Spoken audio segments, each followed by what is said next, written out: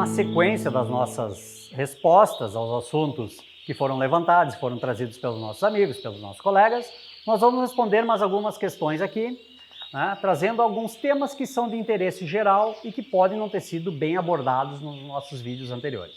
Tá? A resposta então vai para o meu amigo pessoal também, Douglas Augusto Wilcon, tá? Criador de ágatas e vermelhos. O Douglas pergunta qual o melhor manejo a ser adotado quando as fêmeas, e por vezes também os machos, isso é importante, passam a arrancar penas de filhotes muito novos ainda no ninho, não permitindo a alimentação dos mesmos através da grade de separação. Bom, esse comportamento indesejado de arrancar as penas dos filhotes, a gente deve selecionar para que os pais não tenham. Tá?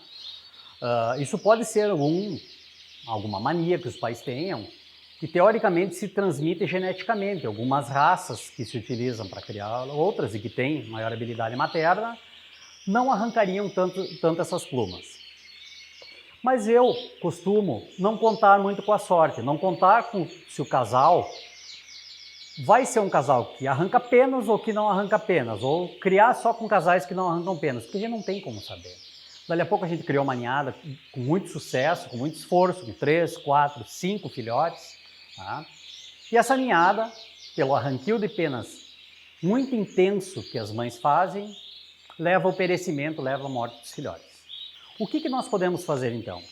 Eu costumo fazer aqui no meu plantel, né, oferecer bastante material de nidificação, né, essas jutas que eu uso aqui nas cestinhas, eu ofereço essas jutas com um pouco de algodão, em grande quantidade, a partir do momento que eu vejo que as fêmeas estão beliscando os filhotes. Algumas fêmeas já começam a fazer isso logo que os filhotes estão empenando, pelos 14, 15 dias. Outras não fazem nunca. Mas para evitar isso, então nos 14, 15 dias eu já ponho mais material de nidificação dentro da gaiola da fêmea à disposição dela. Isso tem funcionado muito, muito, muito bem. Porque os pássaros começam, a intenção deles de tirar as penas dos filhotes é para fazer um novo ninho. Tá?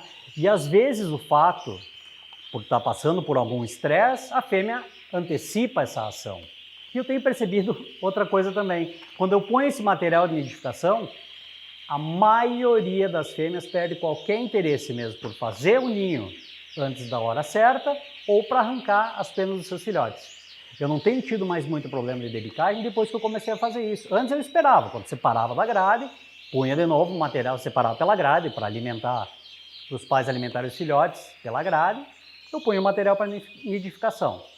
O que acabava acontecendo é justamente isso, que algumas fêmeas antecipavam isso e acabavam com os filhotes morrendo.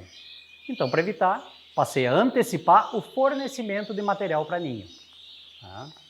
Embora o material para ninho cause uma bagunça enorme no canaril, encha a gaiola de coisa e pareça uma sujeira, não é. É só material de ninho que a fêmea não utilizou. E ele é muito importante, tem muitos criadores que não gostam de fornecer justamente por causa dessa bagunça. Mas ele é muito importante para a fêmea sentir que ela precisa fazer um ninho e que ela tem que utilizar esses materiais para fazer o ninho. Tá?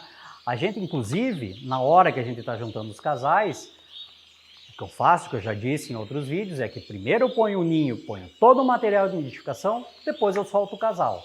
Porque às vezes de um dia para o outro, a fêmea começa a arrancar todas as penas do macho e esse macho permanece sem capacidade de fertilização, às vezes 1 mês, 2 meses até voltar as penas. Ele fica meio que com medo, né? Meio ressabiado da fêmea e aí não gala, não fertiliza a fêmea.